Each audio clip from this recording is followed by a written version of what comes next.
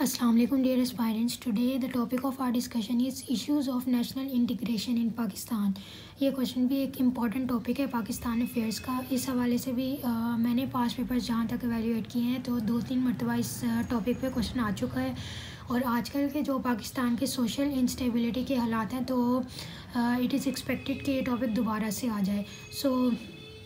हमें इस टॉपिक के बारे में कंप्लीट कंसेप्चुअलाइजेशन होनी चाहिए सो दैट कि we can tackle every dimension of this topic in the exam. So let's start. Islamic nationalism replace political Islam. Okay, हमें पता है कि पाकिस्तान ने पाकिस्तान जो है हमने किस बुनियाद पर लिया था। इसी बुनियाद पर कि हमें यहाँ पे इस्लाम को प्रैक्टिस करना था। हमें एक लेबॉर्ट्री चाहिए थी जहाँ पे हमें इस्लामिक वैल्यूज़ को प्रैक्टिस कर सके। जो पाकिस्तान की आइडियोलॉजी थी वो उसमें हमने ये बात पढ़ी थी कि जो इस्लामिक नेशनलिज्म था उसी पे बेस्ड थी हमारी इस्लाम की आइडियोलॉजी। उसके बाद जब पाकिस्तान मिल गया तो उसके बाद कोई कॉमन ग्राउंड्स नहीं थे जो कि कोई और गोल अचीव करना हो पाकिस्तानियों ने, तो उनके पास कोई और कॉमन ग्राउंड नहीं था इकट्ठे रहने के लिए। और इसके बाद ये हुआ कि जो एथनिक डेप्रिवेशन थी वो बढ़ना शुरू हो गई। क्योंकि इनइक्वालिटीज़ बढ़ रही थी, इकोनॉमिक इनइक्वालिटीज़ बढ़ रही थी, इसके अलावा पॉलिटिकल इनइक्वालिटीज़ बढ़ रही थी, सोशल इनइक्वालिटीज़ बढ़ रही थी। इसकी वजह से एथनिक डेप्रिवेशन स्टार्ट हो गई और एथनिक फ्रस्ट्रेशन की वजह से क्या है नेशनल डिसइंटीग्रेशन स्टार्ट होना शुरू हो गई। उसके बाद एथनिक नेशनलिज्म प्रिवेल करना शुरू कर गया पाकिस्तान में। और हम आज भी देखते हैं कि एथनिक नेशनलिज्म जो है इस्लामिक नेशनलिज्म या पाकिस्तानी नेशनलिज्म को सप्रेस करता है। उसके बाद हमें ये बात हिस्ट्री से साबित हुई है कि जो हेट्रोजीनस नेशंस होती हैं, नेशन स्टेट सिस्टम्स होती हैं, उनको कल्टीवेट करना पड़ता है। उनके अंदर नेशनलिज्म इनहेरेंट नहीं होता, बल्कि जो होमोजीनस नेशन स्टेट सिस्टम्स होते हैं उनके अंदर नेशनलिज्म इनहेरेंट होता है। तो पाकिस्तान क्योंकि एक हेट्रोजीनस नेशन स्टेट सिस्टम है तो इसके लिए ज़रूरी है कि इसके अंदर पाकिस्तानी नेशनलिज्म या हम कह सकते हैं इस्लामिक नेशनलिज्म को कल्टीवेट किया जाए। अगर हम इस तरह से नहीं करेंगे तो ऑब्वियसली जो एथनिक नेशनलिज्म है वो पाकिस्तानी नेशनलिज्म को सप्रेस करेगा और वो ऊपर आ जाएगा, और जिसकी वजह से पाकिस्तान की स्टेबिलिटी अफेक्ट हो रही होगी जिस तरह की आजकल हो रहा है। ठीक है, अब हम देखते हैं कि मल्टीफेरियस एथनिक प्रॉब्लम्स क्या हैं पाकिस्तान में। सबसे पहले तो पाकिस्तान में इलीट कैप्चर है। हमें पता है कि फ्यूडलिज्म का रूल है पाकिस्तान में इलीट कैप्चर है। जो ब्यूरोक्रेटिक पॉलिटिकल और जो फ्यूडल एलिट्स हैं वो ऑन द अपर हैंड है, और वो जो लोअर क्लास है पाकिस्तान की उसको सप्रेस कर रहे हैं मुसलसल, उनको ऊपर आने नहीं देते, जिसकी वजह से लोअर क्लास में फ्रस्ट्रेशन पैदा होती है और वो फिर एट द एंड फ्रस्ट्रेट होकर सेपरेशन डिमांड करना शुरू कर देती है। उसके बाद इलीट्स जो हैं वो कोई कंपटीशन नहीं चाहते अपने साथ, जिसकी वजह से नेपोटिज्म प्रिवेल करता है और मेरिटोक्रेसी पाकिस्तान से ख़त्म हो जाती है। जब मेरिटोक्रेसी नहीं रहती तो जो है कोई कंपटीशन नहीं रहता और इलीट्स जो है फर्दर अपनी डायनेस्टिक रूलरशिप पाकिस्तान में कर रहे हैं। अब जैसे मैंने आपको बताया कि जब लोअर क्लास को सप्रेस किया जाता है तो वो फ्रस्ट्रेट हो जाती है। यही बात यहाँ पे लिखी गई है, that is suppressed are getting frustrated, जिसकी वजह से वो सेपरेशन डिमांड करते हैं और फिर इंसर्जेंसीज होती हैं। जैसे कि बलूचिस्तान में हम देखते हैं that is the most neglected area of Pakistan, और वो अब वहाँ पे कितनी इंसर्जेंसीज क्रिएट हो रही हैं और वो सेपरेशन डिमांड कर रहे हैं। अब हम देखते हैं कि जो पंजाब का एरिया है उसमें फर्दर कौन कौन सी एथनिक ग्रुप्स पाए जाते हैं। There are Saraiki, Punjabi and Potoharis. इनमें से जो सराइकीज़ हैं वो अपना अलहदा से सूबा चाह रहे हैं क्योंकि वो उन्हें इस बात की उन्हें इस बात का वो ये बात मानते हैं कि वो लोग निगलेक्ट हो रहे हैं। तो क्योंकि यहाँ पे पंजाबीज़ का रूल है तो वो कहते हैं कि हमें एक अलहदा से सूबा दिया जाए जहाँ पे सराइकी लोग प्रिवेल करें और सराइकियों का ही रूल हो। इसके अलावा KPK में जो फर्दर एथनिक ग्रुप्स हैं 2000 पश्तून्स, हिंदकोज़ एंड सराइकीज़। फर्दर मोर जो बलूचिस्तान में हमारे पास सब एथनिक ग्रुप्स हैं, दे आर बलोचीज़, बरोहीज़ एंड पश्तून्स। अब इसी बात से हमें ये बात साबित होती है कि पाकिस्तान एक हेट्रोजीनियस नेशन स्टेट सिस्टम है क्योंकि इसके एक प्रोविंस में ही उस प्रोविंस के लोग नहीं रहते बल्कि डिफरेंट सब एथनिक ग्रुप्स भी रहते हैं। अब हम देखते हैं कि इंट्रा और इंटर प्रोविंशियल हारमनी भी नहीं है, ना ही तो विद इन द प्रोविंसेस और ना ही इंटर प्रोविंसेस यानी कि प्रोविंसेस के दरमियान हारमनी नहीं है, ना ही तो प्रोविंसेस के अंदर स्टेबिलिटी पाई जाती है और ना ही प्रोविंसेस आपस में एक दूसरे के साथ स्टेबल रिलेशंस मेंटेन करते हैं। उसके बाद हम देखते हैं रीजंस ऑफ डिसइंटीग्रेशन क्या है। ये जो डिसइंटीग्रेशन पाकिस्तान में प्रिवेल कर रहा है, पाकिस्तानी सोसाइटी में प्रिवेल कर रहा है, इसकी क्या रीजंस है।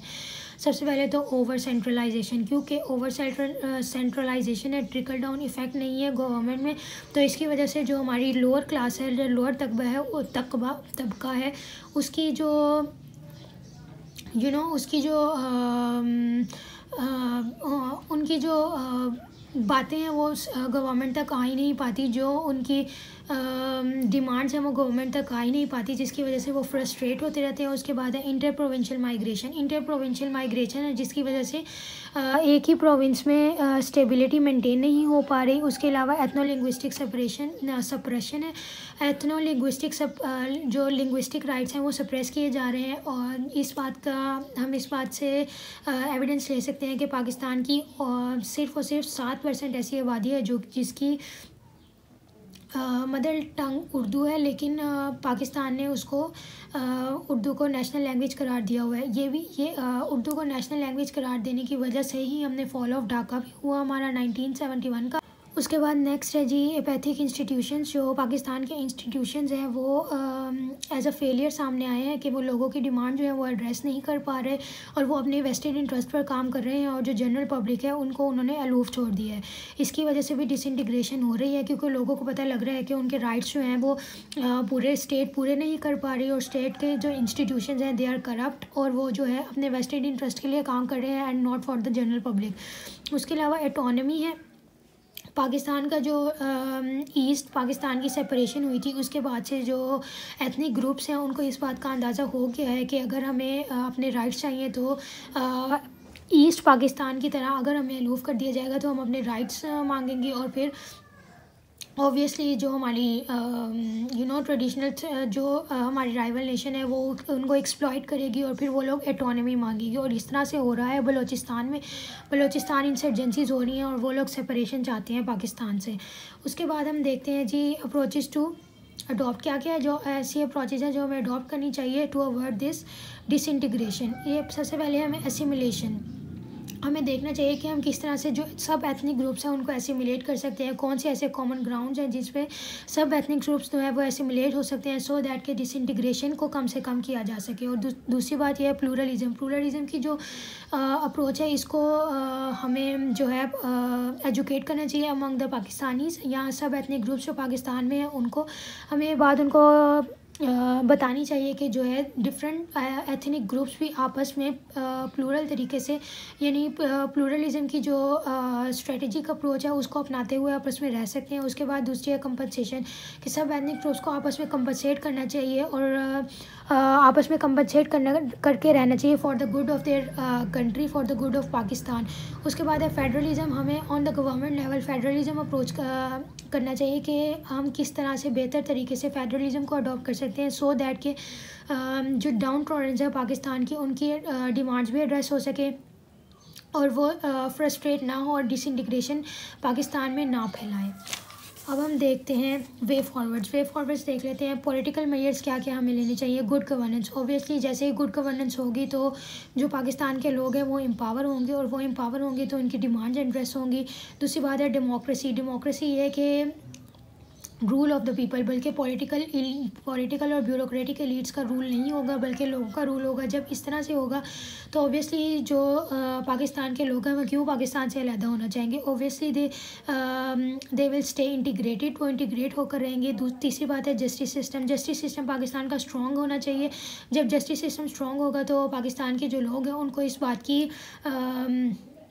इस बात पे ट्रस्ट होगा कि अगर कोई उनके राइट्स का इंगल्फ करने की कोशिश करेगा तो justice system is there, justice system उनको उनके राइट्स देगा। उसके बाद है ट्रांसपेरेंसी होनी चाहिए ताकि जो मुल्क के लोग हैं, जो सिटीजन हैं, उनको इस बात का पता हो कि पाकिस्तान के जो पॉलिटिकल एलीट्स हैं वो उनके लिए ही काम कर रहे हैं and not for their own vested interest. उसके बाद है इकोनॉमिक मेजर्स, हम क्या ले सकते हैं। इकोनॉमिक मेजर्स हैं equal distribution of federal resources, हमें पाकिस्तान के जितने भी प्रोविंसेस हैं या जितने भी इलाके पाकिस्तान में लाया करते हैं उन सब को इक्वली डिस्ट्रीब्यूटेड रिसोर्सेज देने चाहिए। उसके बाद है equal division of mega projects जैसे कि सी पैक चल रहा है, इसके अलावा थर का कोल पावर प्रोजेक्ट है, इनके जो इनसे जो हमें रेवेन्यू कलेक्ट हो इसको हमें इक्वली डिवाइड करना चाहिए among the provinces, so that कोई भी प्रोविंस डेप्रिवेटेड फील ना करे। उसके बाद है acknowledge rights of resource, rights on resources. जो रिसोर्स जिस प्रोविंस से लिया जाए उस रिसोर्स को एक्नॉलेज किया जाए कि हाँ इस प्रोविंस से ये रिसोर्स हमें लिया गया है, और उन लोगों को एम्पावर किया जाए, तो उस पर्टिकुलर प्रोविंस के लोगों को एम्पावर किया जाए और उसमें उनका शेयर भी बढ़ा दिया जाए। इस तरह से भी नेशनल इंटीग्रेशन बढ़ सकती है। उसके बाद है डेवलपमेंट। जो डेवलपमेंट है वो इक्वल होना चाहिए इन ऑल प्रोविंसेस। हमें पता है कि जो पाकिस्तान के पंजाब और सिंध प्रोविंस है they are highly developed, other than that जो बलूचिस्तान और KPK हैं दे आर अंडर डेवलप्ड। तो इस तरह से नहीं होना चाहिए, बल्कि सब प्रोविंस को इक्वल चांस देना चाहिए कि वो इक्वली डेवलप्ड हों।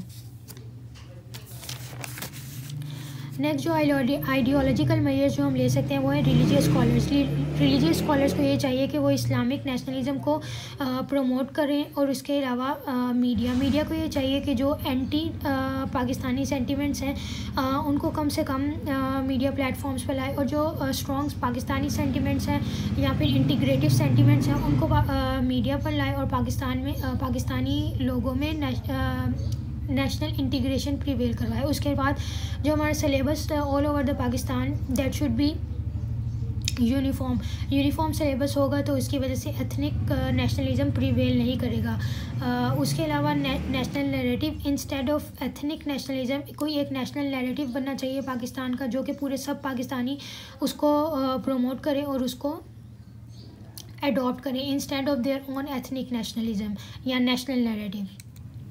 सो people hopefully this topic will add value to your knowledge. अगर आपको लगे कि मुझे किसी और टॉपिक पे वीडियो बनानी चाहिए, please let me know in the comment section below. जज़ाकुमुल्लाहु खैर फ़ी अमानिल्लाहि। अस्सलामु अलैकुम।